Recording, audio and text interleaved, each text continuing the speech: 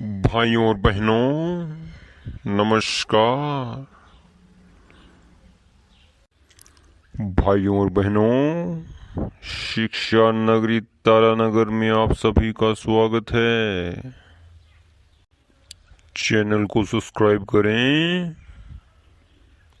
और अपने निजी संबंधियों तक पहुंचाने का कार्य करें। सबका साथ, सबका विकास। सबसे ऊपर लिखा हुआ है, may I have your attention please. इसका तात्पर्य ये हुआ, जरा ध्यान दीजिए।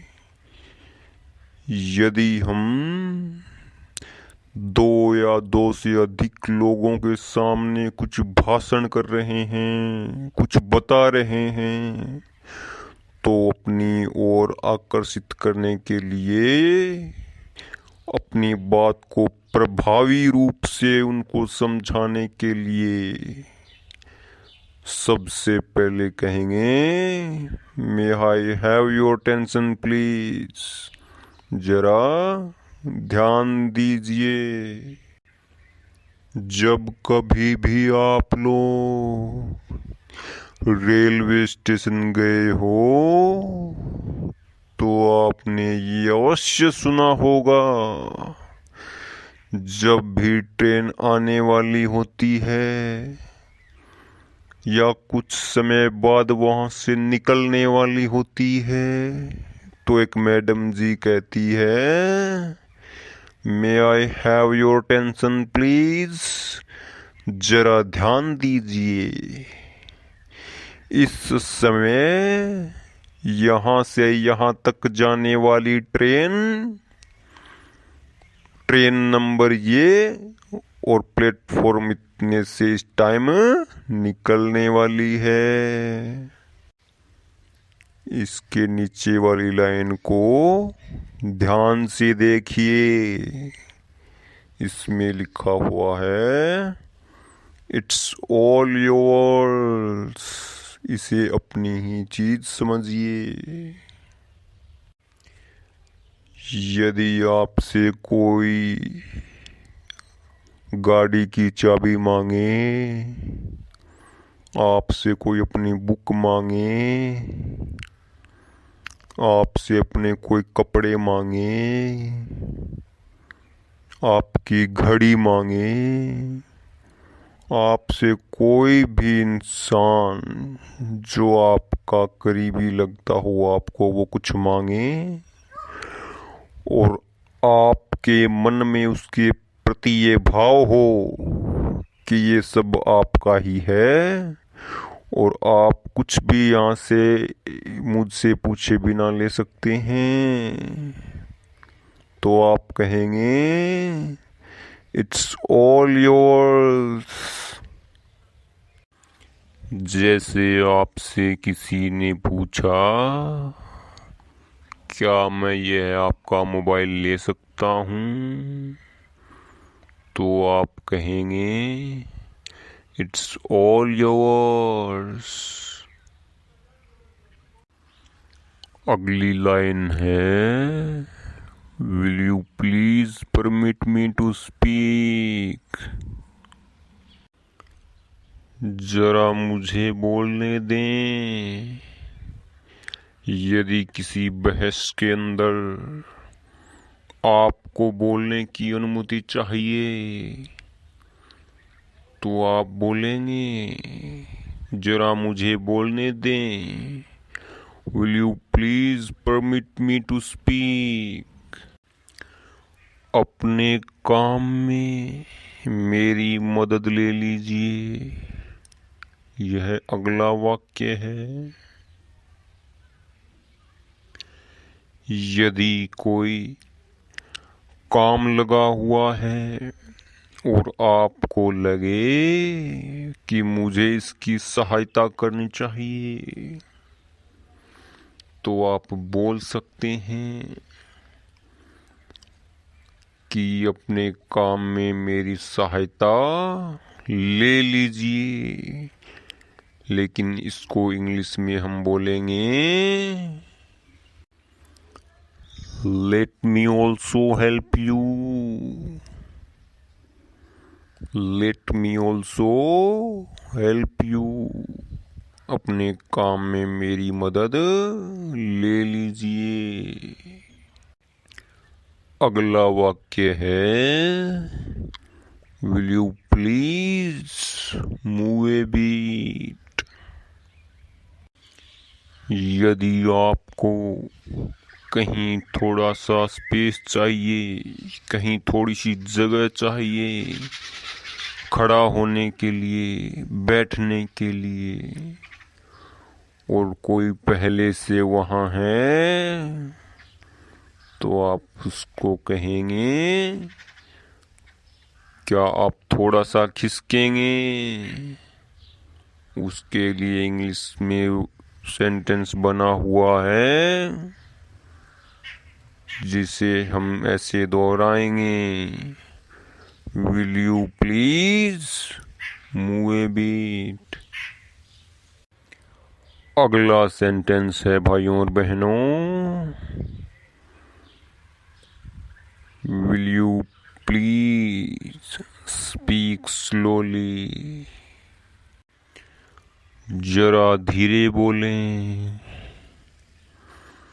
जैसे ही आप कुछ कर रहे हो या शांति से रहना चाहते हो और पास में कोई जोर जोर से बोले जा रहा है, तो आप उसे कहेंगे will you please speak slowly. जरा धीरे बोलें।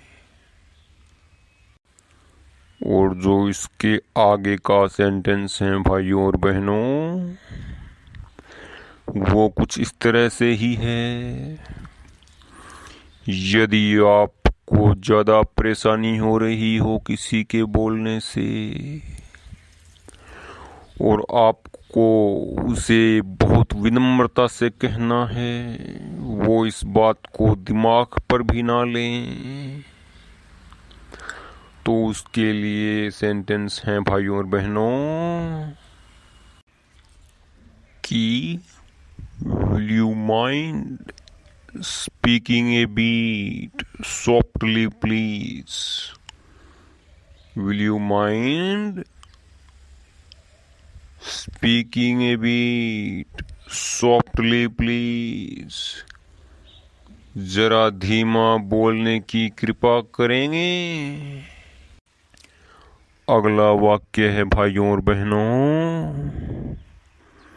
Will you please let me sit. क्या मुझे आप बैठने दोगे। यदि आपको किसी से बैठने की परमिशन लेनी हो, क्या आप मुझे बैठने दोगे। Will you please let me sit. अगला वाक्य है भाइयों और बहनों क्या मैं आपका थोड़ा सा समय ले सकता हूँ। Could you spare a few moments for me? क्या मैं आपका थोड़ा सा समय ले सकता हूँ। Could you spare a few moments for me? अगला वाक्य है भाइयों और बहनों As you please। जैसी आपकी मर्जी। यदि आपसे किसी ने पूछा क्या मुझे साइकिल से जाना चाहिए या बाइक से, तो आपने कहा एज यू प्लीज। जैसी आपकी मर्जी। यदि आपसे किसी ने पूछा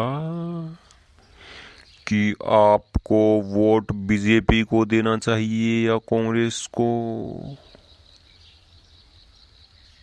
तो जवाब मिला एज यू प्लीज। जैसी आपकी मर्जी। अगला वाक्य है दोस्तों आराम से बैठिए। Please make yourself comfortable. यदि आप कहीं गए हो या आपके पास कोई आके बैठा है और वो थोड़ा हड़बड़ा सा रहा है, तो आप उसे कहेंगे आप आराम से बैठिए। उसे आराम से बैठने के लिए आप जो इंग्लिश में सेंटेंस काम में लेंगे भाइयों और बहनों, वो है प्लीज मेक योरसेल्फ कंफर्टेबल।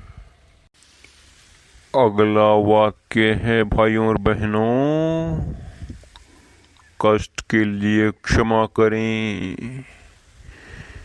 यदि आपकी वजह से किसी को जरा सी भी परेशानी हुई हो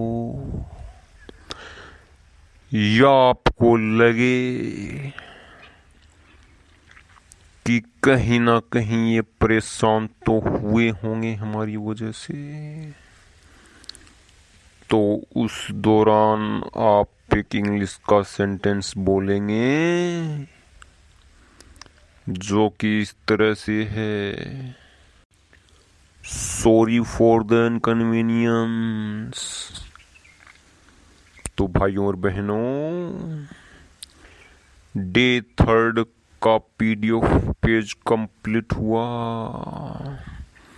चैनल को सब्सक्राइब करें भाइयों और बहनों।